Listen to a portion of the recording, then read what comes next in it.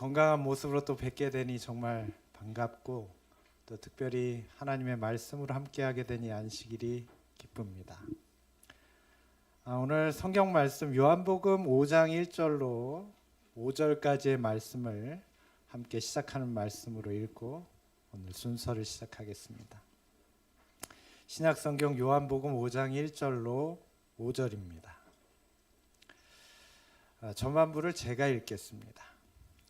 그 후에 유대인의 명절이 되어 예수께서 예루살렘에 올라가시더라. 예루살렘에 있는 양문 곁에 히브리 말로 베데스다라 하는 못이 있는데 거기 행각 5이 있고, 우리 함께 읽겠습니다. 그 안에, 시작. 그 안에 많은 병자가 있는데 거기 38해 된 병자도 있더라. 요한복음 5장 1절로 5절의 말씀입니다. 저는 오늘 말씀을 믿고 일어서시면 됩니다, 이런 제목으로 시대소망 21장에 있는 말씀을 중심으로 함께 하나님의 말씀을 묵상하고자 합니다. 여러분, 시대소망의 말씀을 중심으로 계속 설교의 말씀이 연재되고 있습니다. 그러면 여러분은 당연히 21장이면 21장을 읽고 계시고 20장일 땐 20장을 읽고 계셨죠? 아무도 반응을 안 하셨습니다. 네, 그렇게 하시라는 얘기입니다. 그렇게 하시길 바랍니다. 21장의 내용이 좀 깁니다. 21장은 5장의 내용을 중심으로 해서 요한복음 5장에 특별히 안식일에 관한 얘기가 있습니다.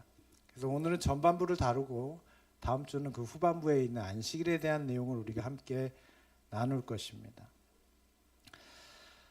오늘 5장에 있는 말씀을 읽으면서 지난번에 특별히 요한복음, 복음서들을 읽으시면서 문고리 같은 말씀들이 있다고 그랬잖아요. 오늘 읽은 말씀에서는 어디가 그럴까요? 생각해 보셨습니까? 오늘 읽은 말씀에 보면 그 시작하는 말씀에 이렇게 말하고 있습니다. 그 후에 유대인의 명절이 되어 예수께서 예루살렘에 올라가시니라. 여러분, 이 구절을 어떻게 읽으셨습니까? 유대인의 명절이 되었습니다. 자, 유대인의 명절이면 우리의 명절은 설날이고요. 설날 지났죠. 유대인의 명절은 어느 명절일까요? 여기 보면 그 후에라는 말에 우리 지금 사마리아와 갈릴리 가나에서 사건을 거쳐서 여기로 왔죠. 아마도 지금 이 명절은 유월절일 것입니다. 주님께서는 유대인의 절기 준수의 습관에 따라서 예루살렘으로 올라가셨습니다. 유대인들이 그 3대 절기에 예루살렘으로 다 올라가잖아요. 여러분, 유월절이 어떤 날입니까? 혹시 기억하십니까? 우리 출애굽기를 하면서 혹시 기억하시고 계십니까? 또 예수님의 유년 시절 때도 유월절이 있었죠. 애굽에서 종되었던 삶에서 하나님의 놀라운 기적을 체험하고 해방된 자유를 누리게 된 날이 유월절입니다. 그러니까 유대인들에게는 해방과 자유의 날이에요. 하나님의 권능과 기적의 체험의 날입니다. 그게 유월절이에요. 얼마나 큰 명절이고 좋은 날인지 모릅니다. 그런데 이 유대인들에게 유월절에는 루틴이 있었습니다. 그러니까 유월절 명절을 지키는 방법이 있어요. 우리는 설날 어떻게 하죠? 만두를 만들죠. 그리고 떡국을 드시죠. 자, 그런데 원래는 차례를 지내고 성묘를 하고 뭐 이런 여러 가지 있잖아요. 유대인들에게 유월절 루틴은 뭘까요? 당시 유대인들은요, 유월절을 맞아서 예루살렘을 방문한 전후로 미크베라는 정결 예식을 해야 합니다. 지금도 유대인들의 가옥 안에는 이 미크베를 하는 데가 있어요. 그냥 목욕이 아닙니다. 미크베는 빗물로만 씻어야 돼요.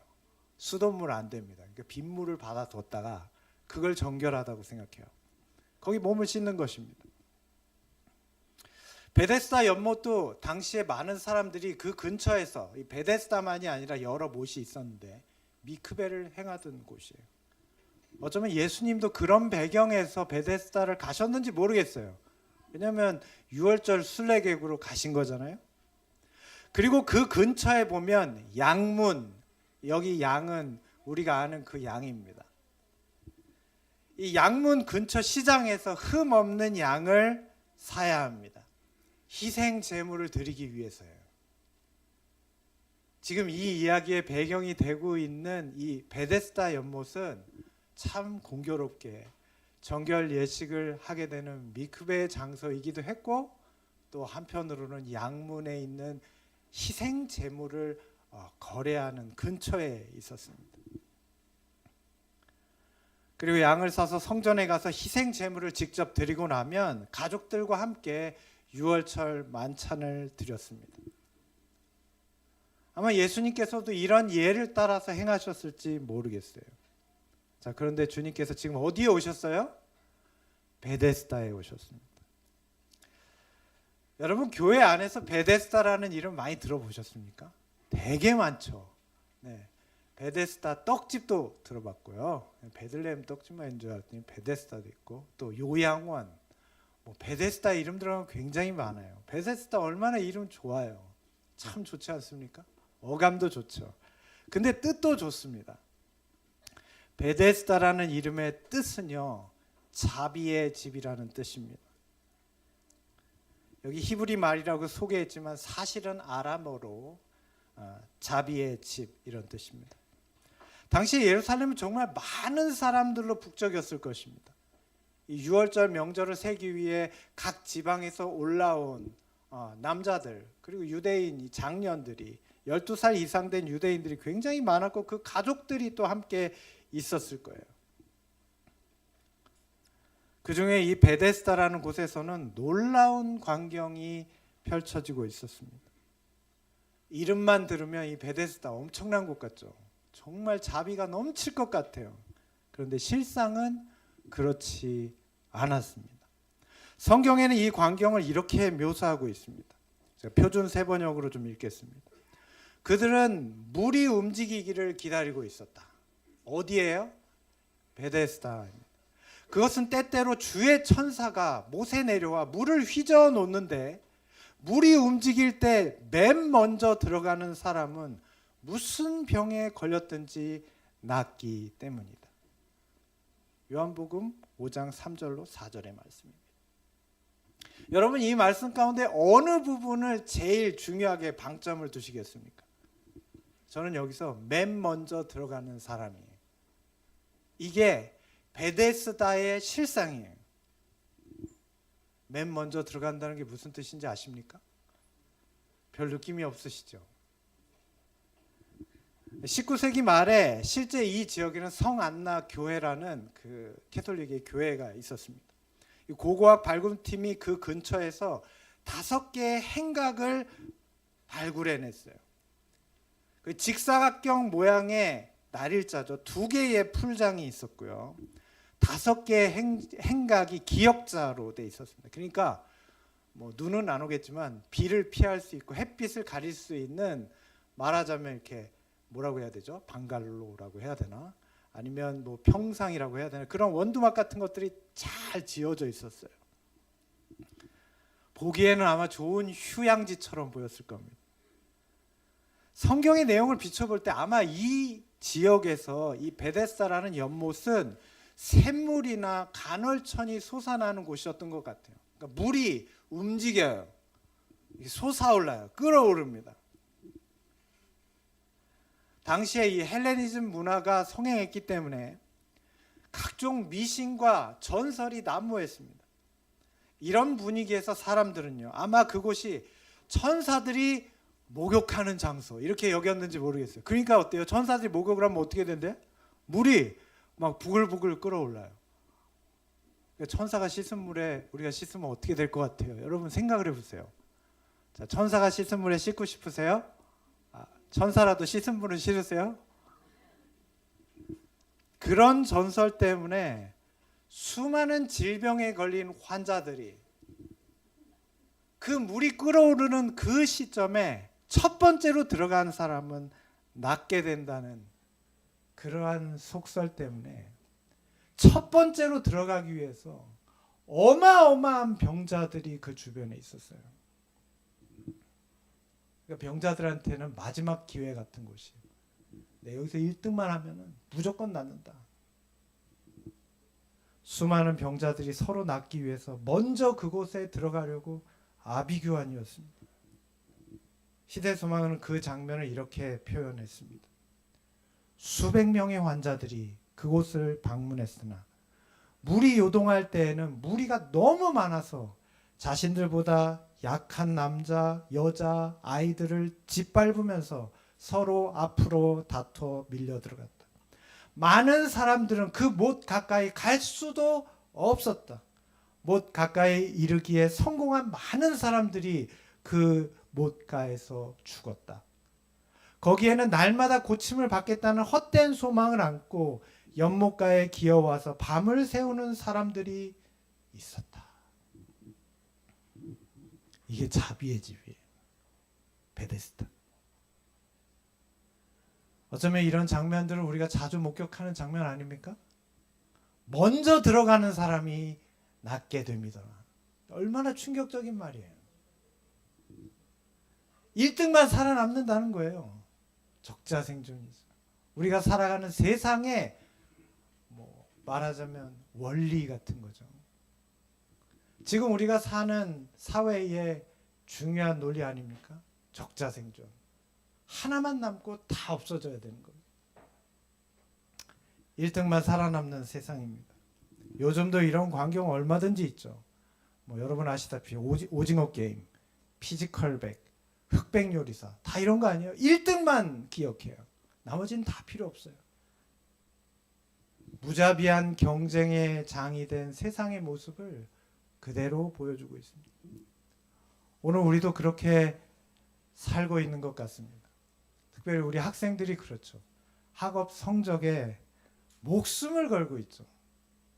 아무리 성실해도 착해도 성적이 나쁘면 소용이 없습니다. 성적이 좋으면 성격이 더러워도 괜찮아요. 청년들은 좋은 직장 구해보겠다고 온갖 스펙을 다 쌓고 있죠. 뭐라도 하나 도움 될 만한 건 다 합니다. 군대 가는데도 별 자격증을 다 땁니다.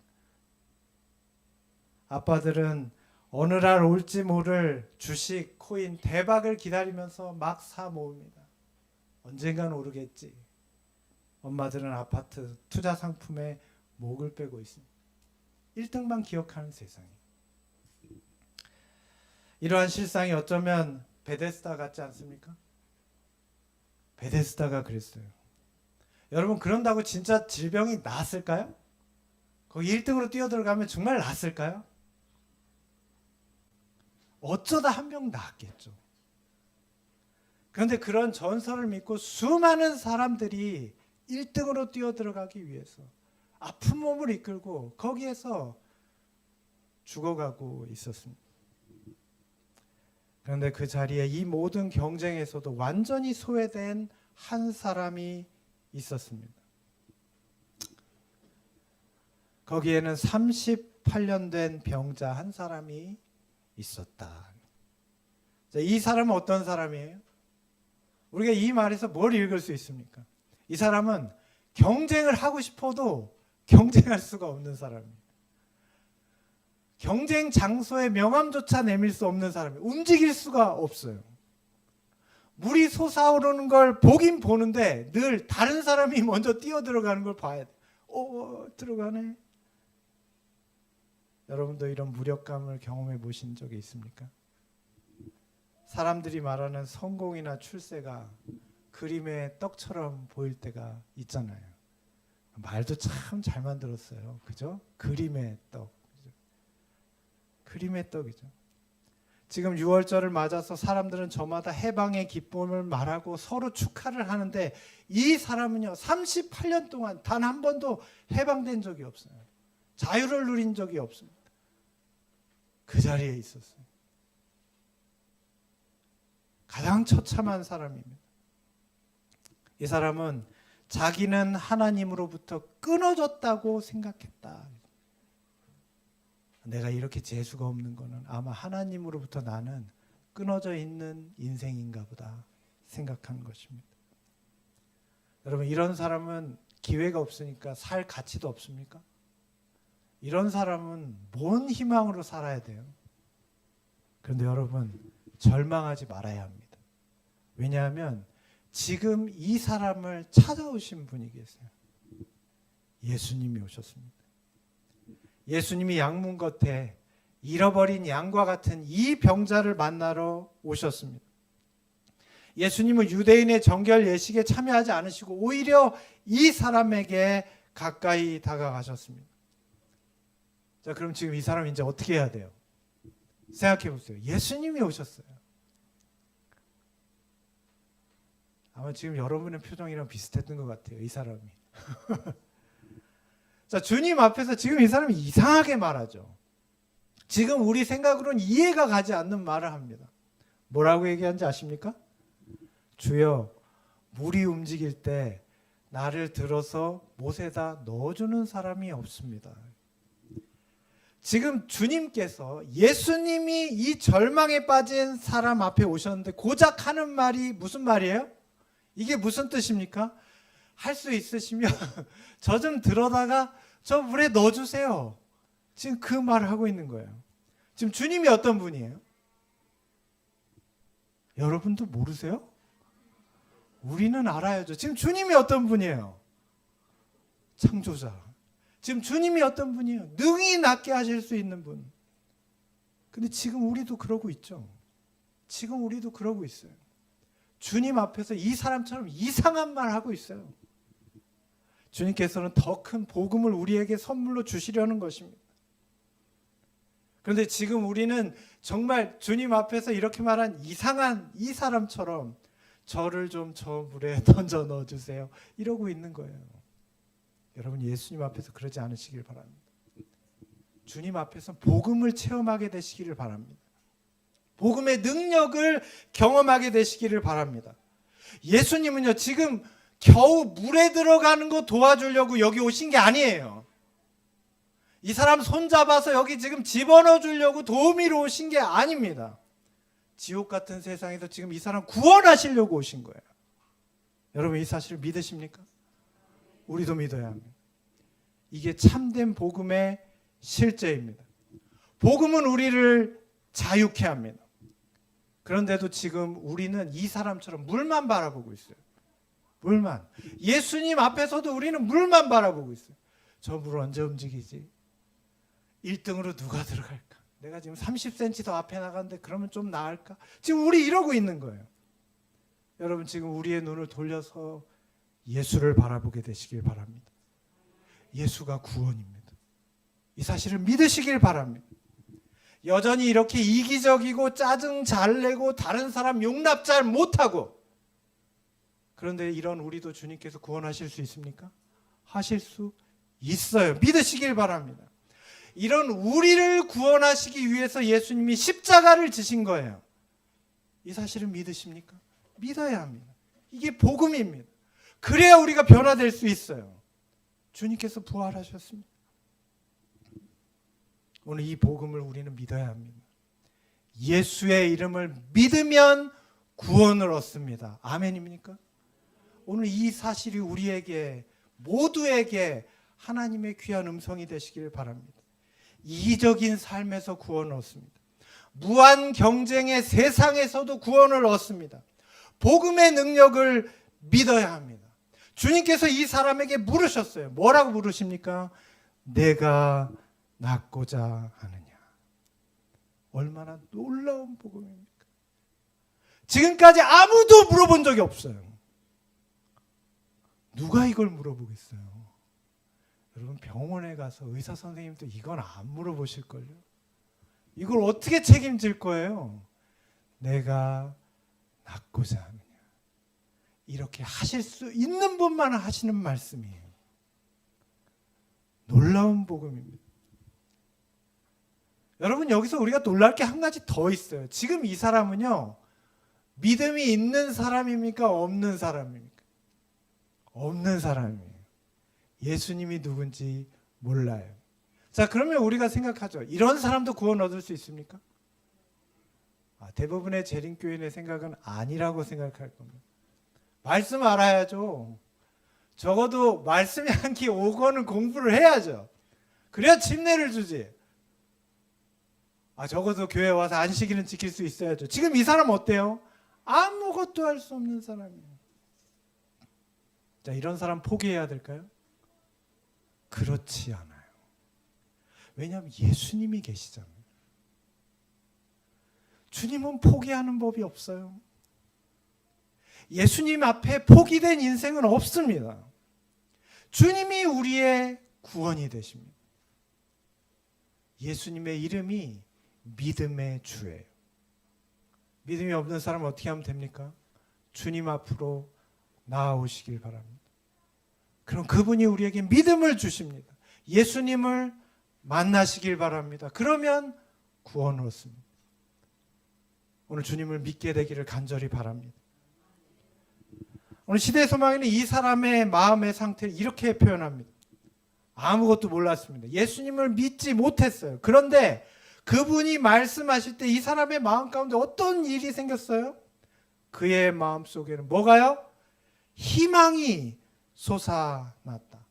어떤 희망이요? 어떤 방법으로든 자기가 도움을 받을 수 있으리라고 느꼈다. 무엇 때문에요? 주님의 말씀 때문이에요. 하나님의 말씀이 그의 마음 가운데 들어왔을 때 어떤 생각이 들었어요? 어떤 방법으로든 내가 도움을 받겠구나, 낫겠구나.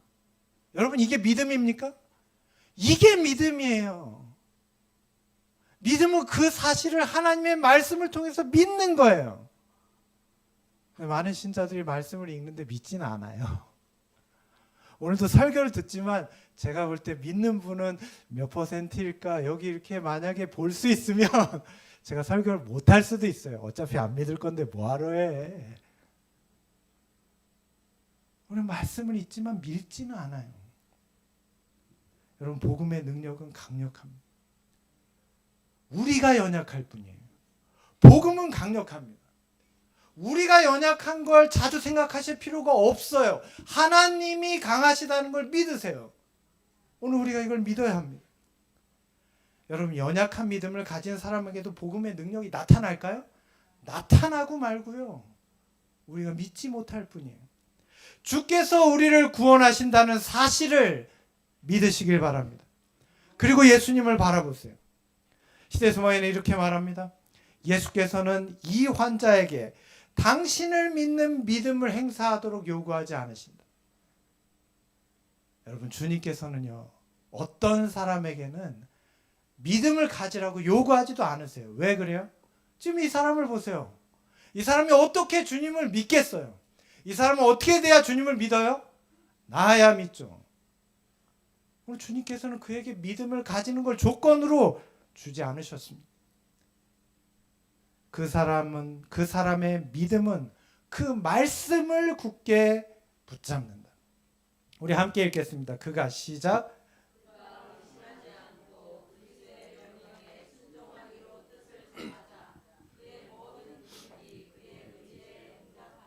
지금 이 말씀의 핵심은 뭡니까? 이 사람 믿음 없었어요.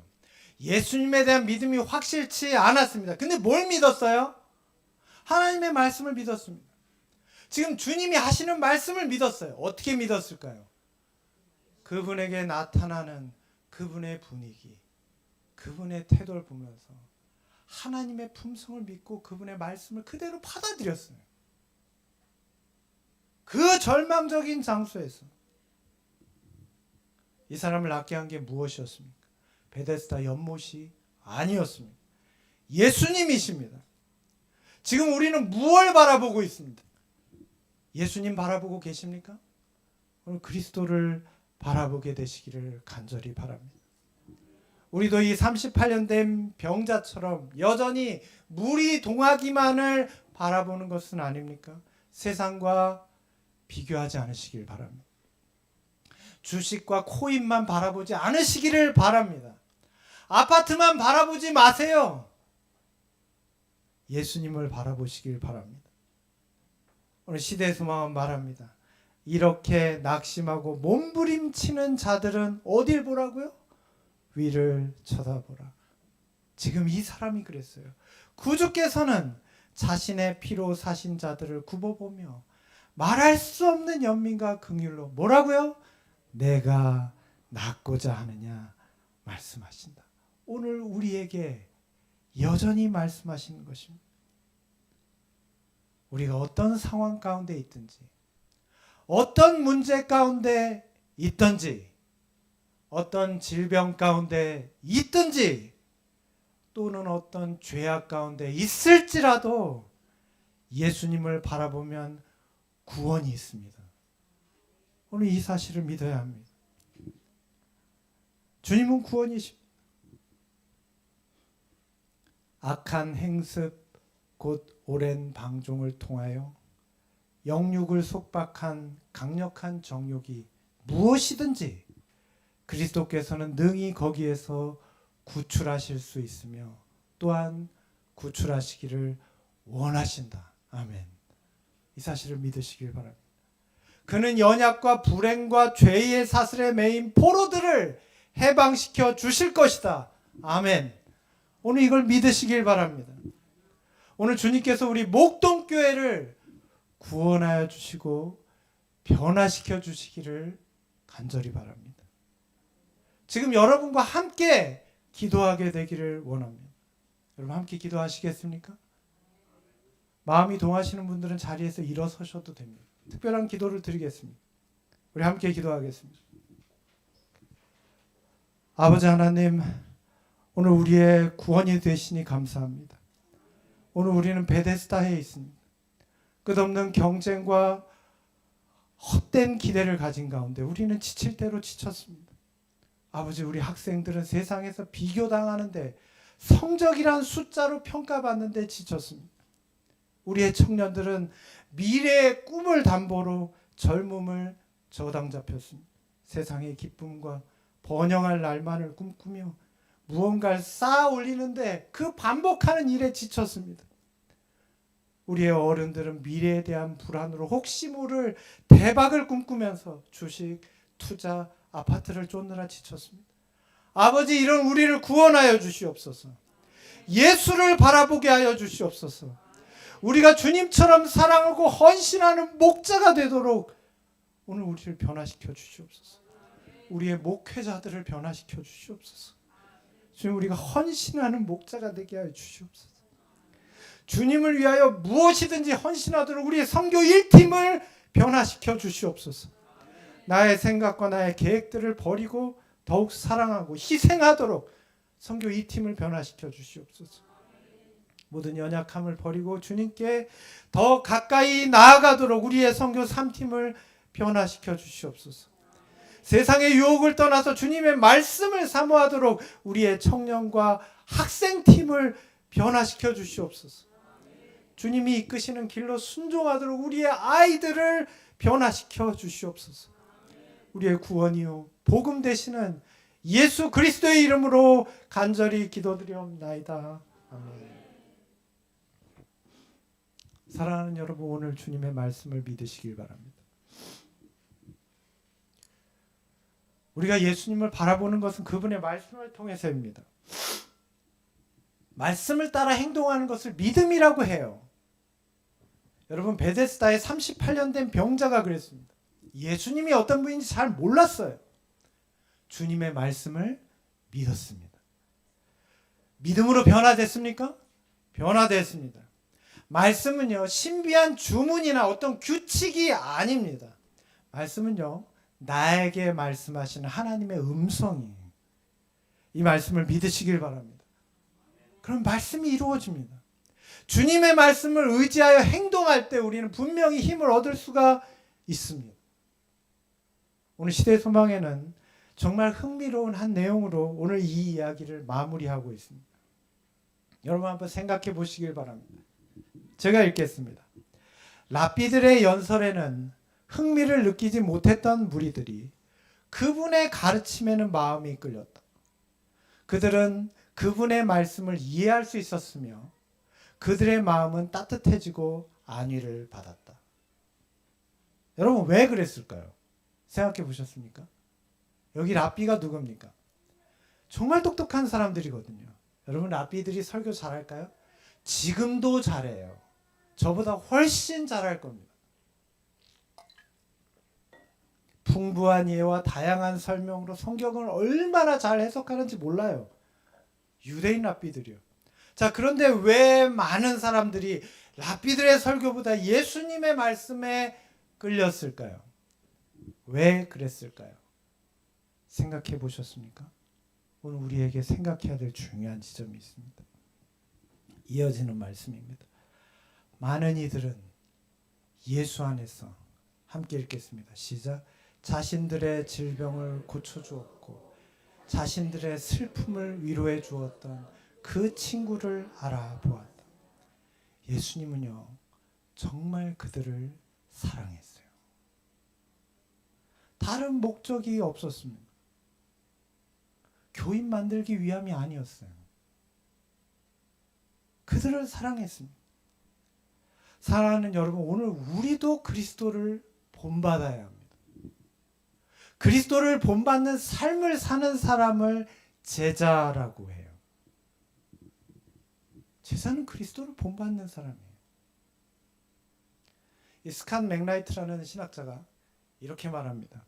그리스도를 본받는 제자도에 대해서 크리스토포미티라는 특별한 용어를 썼어요.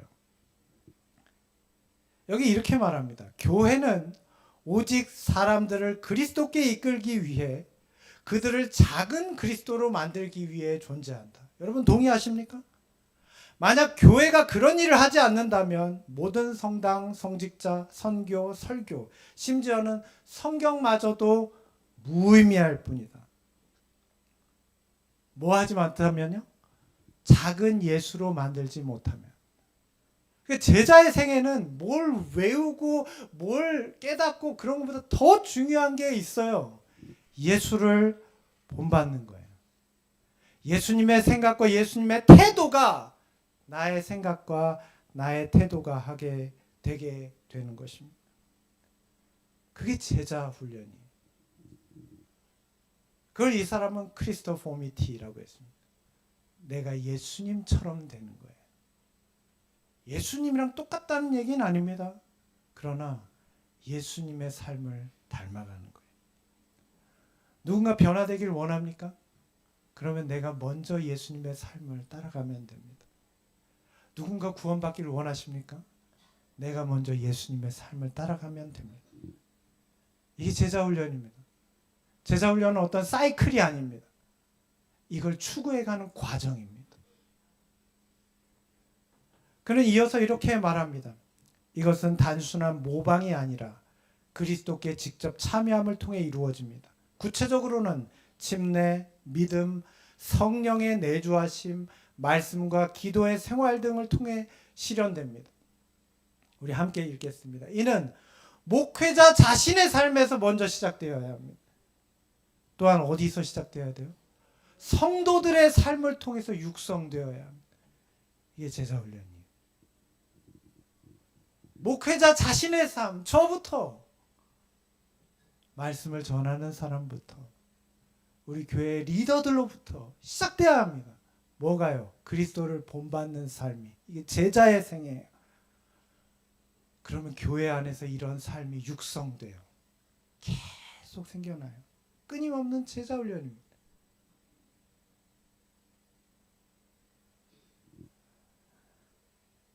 여러분, 우리는 끊임없이 사랑하고 용납해야 합니다. 끊임없이 사랑하고 용납해야 합니다. 우리의 평소의 삶에서도 나타나야 합니다. 제자훈련의 정신은 한마디로 얘기하면 한 사람을 향한 변함없는 끈질기는 사랑이에요. 한 사이클을 했다고 끝나는 게 아닙니다. 그 사람이 변화되기까지 끈질기게 사랑해야 되는 거예요. 우리가 그런 교회 아닙니까? 어떤 미팅으로 이루어질 수 있는 게 아닙니다. 한두 번의 성과로 이루어지는 게 아니라 우리의 삶이 그리스도를 본받아 갈 때, 그리고 한 사람의 삶의 변화를 일으킬 때, 그것이 제자의 삶입니다. 사랑하는 여러분이시오. 저와 여러분 모두 주님의 이런 제자가 되기를 원합니다. 여러분 동참하시기 원하십니까? 그렇게 되길 원합니다. 여러분 우리 삶에서 다음에 세 가지를 한번 실천해 보시길 바랍니다. 이제 다음 한 주는요, 세상의 소리를 잠시 차단하시고 매일 아침 하나님의 말씀에서 주님의 음성을 들어보시길 바랍니다. 시대소망 21장입니다. 네. 다음 한 주는 시대소망 21장 기억하시길 바랍니다. 오늘날 우리 사회는 성적, 취업, 투자 1등만 살아남는 세상입니다. 잠시도 우리는 스마트폰을 내려놓질 못해요. 현대판 베데스다에 있습니다. 지쳐 있습니다. 38년 된 병자처럼 물질적인 것에만 몰두하지 마시고 말씀 속에서 나를 향한 주님의 음성을 들으시길 바랍니다. 두 번째, 나를 속박해온 나쁜 습관, 하나님보다 더 사랑하는 것들이 있다면 무엇인지 생각해 보시고 말씀을 의지해서 변화의 한 걸음을 내디드시길 바랍니다. 38년 된 병자를 기억하시길 바랍니다. 아무것도 할 수 없는 사람이에요. 그런데 할 수 있는 게 하나 있었어요. 주님의 말씀을 믿는 것. 오늘 우리에게 그것이 시작입니다. 내가 다 나았다고 생각할 때까지 기다리지 마십시오. 지금 시작해야 합니다. 그리스도의 명령에 순종하기로 뜻을 정했을 때가 바로 그때입니다. 주저하지 마시고 시작하시길 바랍니다. 우리 청년 학생들도 시작하시길 바랍니다. Just do it 하세요.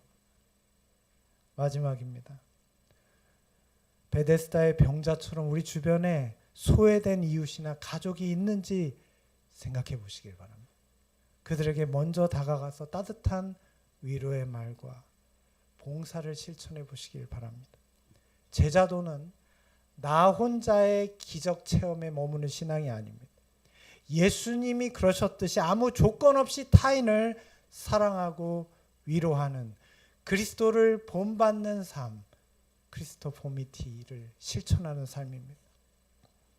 예수님을 랍비들처럼 지식을 자랑하지 않으시고 고통받는 이들의 친구가 되셨습니다. 오늘 주님께서 우리에게 말씀하십니다. 여러분 뭐라고 대답하시겠습니까? 내가 낫고자 하느냐? 우리 다 같이 이렇게 대답하시길 바랍니다. 시작. 주님을 닮기를 원합니다. 오늘 저와 여러분 모두 이 대답이 주님의 제자로서 우리의 대답이 되기를 간절히 바라며 오늘 말씀을 마치겠습니다.